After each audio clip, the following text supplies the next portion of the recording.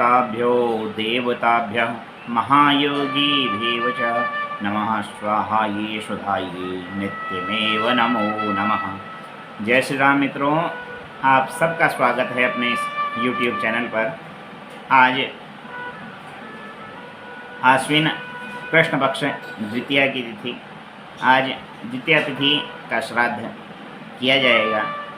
कल तृतीया और चतुर्थी का श्राद्ध है, परसों पंचमी का श्राद्ध किया जाएगा। तो आज श्राद्ध करने से किस फल की प्राप्ति होती है, क्यों श्राद्ध किया जाए। कई लोगों के मन में कोई भी कर्म करें तो क्यों किया जाए, क्या फल मिल रहा है, हम तो कर रहे हैं, इससे हमको क्या लाभ है। कई लोगों के मन में यही रहता है। तो देखिए, शास्त्र में कहा गया है कि श्राद्ध करने वाले व्यक्ति जो श्रद्धापूर्वक श्राद्ध अपने पितरों के निमित्त इन 16 श्राद्धों में अथवा तिथि के श्राद्ध में करते हैं तो उनको क्या फल प्राप्त होता है। तो एक मंत्र आया, आयु प्रजाम धन विद्याम स्वर्गम मोक्ष सुखानि च प्रक्षतिथा राज्यम नृणाम पितृपितामह आयु पुत्रान यशः स्वर्गम कीर्तिम पुष्टिम बलम श्रियम पशून सौख्यम धनम धान्यम प्राप्नुयात् पितृपूजनात्। कि श्रद्धापूर्वक श्राद्ध करने वाले जीव की आयु बढ़ती है, पितृ प्रसन्न होकर उसको लंबी आयु का आशीर्वाद देते हैं, दीर्घायु वह जीव होता है। दूसरा, वंश वृद्धि का आशीर्वाद पितृ देते हैं कि इसके पश्चात भी यह वंश सदैव आगे को बढ़ता रहे, सदैव इस वंश के द्वारा हमको अन्न जल तर्पण श्राद्ध के माध्यम से सदैव मिलता रहे। धनम धान्यम, धन और धान्य अर्थात अन्न और धन का भंडार घर में सदैव बने रहते हैं। पितृगण प्रसन्न होकर अन्न और धन का आशीर्वाद देते हैं।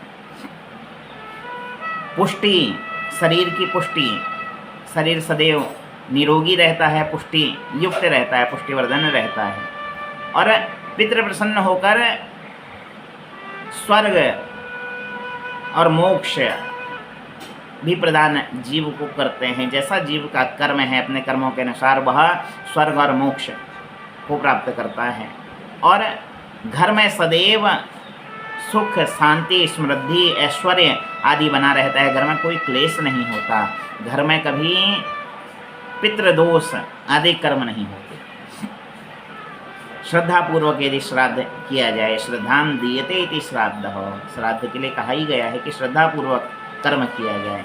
तो श्रद्धापूर्वक कर्म करने से यह सब चीज़ें जीव को अनायास प्राप्त हो जाती हैं। इसलिए श्रद्धापूर्वक पितरों के निमित्त इन 16 दिनों में तर्पण आदि किया जाए, तिथि में उनका श्राद्ध किया जाए, अथवा जिस तिथि को जिसकी मृत्यु हुई है उस तिथि में एकोदिष्ट श्राद्ध किया जाए।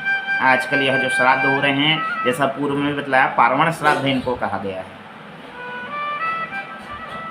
कुमाऊनी अंचल में, पहाड़ों में इनको कौतुकी श्राद्ध भी कहा जाता है। कौतुकी श्राद्ध है अर्थात मेला है पितरों का। सारे पितर इस समय पृथ्वी लोक में विचरण करते हैं, अपने संतानों से, पुत्र पौत्र आदि से यही आशा रखते हैं कि हमें अन्न जल आदि श्राद्ध के माध्यम से, तर्पण के माध्यम से प्रदान करें।